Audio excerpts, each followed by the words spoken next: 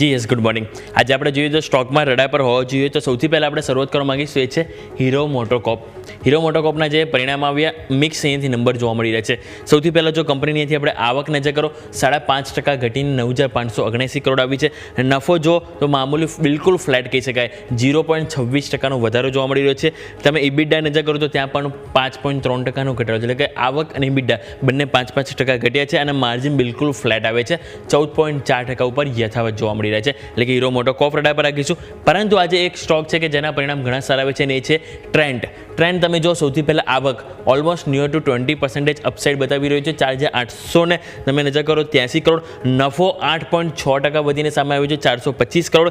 ઇબિડા તમે નજર કરો ઓપરેટિંગ નંબર ત્યાં 38%નો જમ્પ જોવા મળે છે અને માર્જિન જે અનુમાન હતું કે સ્લાઇડ ઘટી શકે છે એની જગ્યાએ તમે જો અપસાઇડ આવે છે અને 15%થી વધીને 17.3%, 230 બેઝિસ પોઈન્ટનો વધારો જોવા મળ્યો છે. એટલે ટ્રેન્ડ આજના દિવસે ચાન્સીસ રહેશે કે સારી પોઝિટિવ એક્શન જોવા મળી શકે છે. નેક્સ્ટ રડા પર આવવું જોઈએ તો એટર્નલ અને કોટક બેંક, આ બંનેમાં આપણને બ્લોક ડીલ જોવા મળવા છે. એટર્નલ તમે જો તો એમાં આજે આપણને 5,375 કરોડની બ્લોક ડીલ જોવા મળી શકે છે અને સામે તમે જે એન્ડફિન સિંગાપોર છે એ અહીંયાથી એમની પૂરેપૂરી હિસ્સેદારી 1.9% હિસ્સેદારી અહીંયાથી વેચી શકે છે અને આ ડીલ દ્વારા કુલ તેઓ 18.8 કરોડ શેર વેચતા જોવા મળી શકે અને 4.5% ડિસ્કાઉન્ટ ગઈકાલની પ્રાઇસથી 4.5% ડિસ્કાઉન્ટ ઉપર, એટલે કે ₹285 પ્રતિ શેર આપણને એક ફ્લોર પ્રાઇસ જોવા મળી શકે છે. કોટક મહિન્દ્રા બેંકમાં સમાચાર છે કે એમના કોઈ શેર હોલ્ડર છે એ અહીંયાથી હિસ્સો વેચી શકે છે અને બ્લોક ડીલ દ્વારા. અને જે કુલ અમાઉન્ટ વાત કરીએ તો 2,066 કરોડની અહીંયાથી આપણને બ્લોક ડીલ એક સંભવિત છે અને જે ડીલની જે ફ્લોર પ્રાઇસ છે એ 1995 પ્રતિ શેર આપણને જોવા મળી શકે છે. એટલે એટર્નલ અને કોટક મહિન્દ્રા બેંક બંને બ્લોક ડીલ તરીકે ફોકસ પર રાખીશું. વાત કરીએ ફરીથી પરિણામની તો રેમન્ડ તમારા ફોકસ પર હોવું જોઈએ. તમે આવક નજર કરો 16.6% વધીને અહીંથી જોવા મળી રહી છે, 524 કરોડ. નફો 8.8% ઘટ્યો છે. આવક વધી ટોપલાઇન, પરંતુ ફાઇનલ આઉટપુટ જવું જોઈએ કંપની નફો એ ઘટીને આવ્યો છે, એટલે અહીંયા પણ મિક્સ નંબર છે. રેમન્ડ ફોકસ પર રહેશે. ડેટા મેટ્રિક્સ ગ્લોબલ સર્વિસ તમારા ફોકસ પર હોવું જોઈએ. અહીંયા તમે જો તો આપણને ટોપ લાઇન બોટમ લાઇન બંને સારું જોવા મળ્યું છે. આવક જો 18% ગ્રોથ બતાવે છે અને નફો તમે નજર કરો તો નફામાં પણ તમને જમ્પ જોવા મળી રહ્યો છે, ઓલમોસ્ટ 15.8%નો અહીંથી જમ્પ જોવા મળ્યો છે. Data matrix global.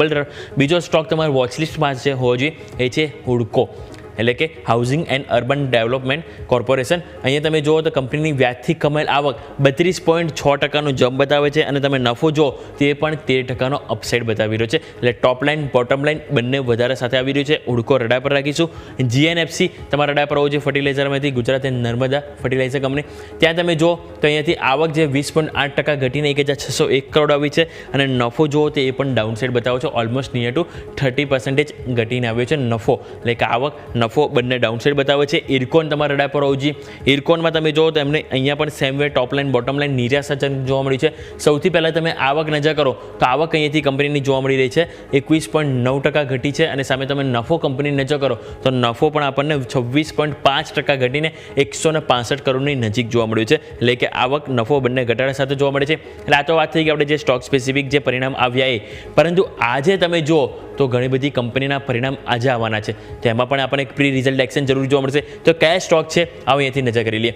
સૌથી પહેલાં તમે જો તો આપણને Crompton Greaves, BSE, Biocon, Kalyan jewellers, NBCC, Page Industry, LIC, Cummins India, Max Financial, HPCL, Nalco, Titan, total 13 તમે જોશો તો વાયદા બજારની અને એક ટાઇટન નિફ્ટીના ઇન્ક્લુડ છે સ્ટોક, જે એની આજે આપણને પરિણામ આવવાના છે. એટલે સ્વાભાવિક છે કે મલ્ટિપલ આજે આપણને પરિણામ સ્ટોક સ્પેસિફિક જોવા મળવાનું છે. અને લાસ્ટ વાત કરીએ આજે શું ખાસ છે તો આજે પણ તમે જો સ્ટોક સ્પેસિફિક તો છે ઘણું બધું, પરંતુ ઇવેન્ટ સ્પેસિફિક પણ ઘણું બધું જોવા મળે છે.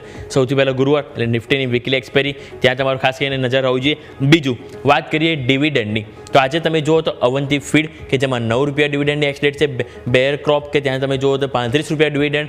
CCl products ₹5, Lumax industry ₹35, Sharda crop chemical ₹6, crore વેસિયામાં તમે જુઓ ₹2.60, લિન્ડે ઇન્ડિયામાં ₹12 અને પીઆઈ ઇન્ડસ્ટ્રીમાં ₹10 ડિવિડન્ડની એક્સ ડેટ છે. આ બધી અમાઉન્ટ આ બધા સ્ટોકમાં આજે આપણને એડજસ્ટમેન્ટ થતી જોવા મળવાની છે. એટલે અહીંયા પણ તમારે ખાસ ફોકસ હોવું જોઈએ. આઈપીઓની વાત કરીએ તો JSW સિમેન્ટ આઈપીઓ આજથી સબસ્ક્રાઇબ માટે ઓપન થશે. 11 તારીખ સુધી અપ્લાય કરી શકાશે. 3600 કરોડ ઇસ્યુ સાઇઝ જોવા મળી રહી છે. છે, એટલે ત્યાં ફોકસ હોવું જોઈએ.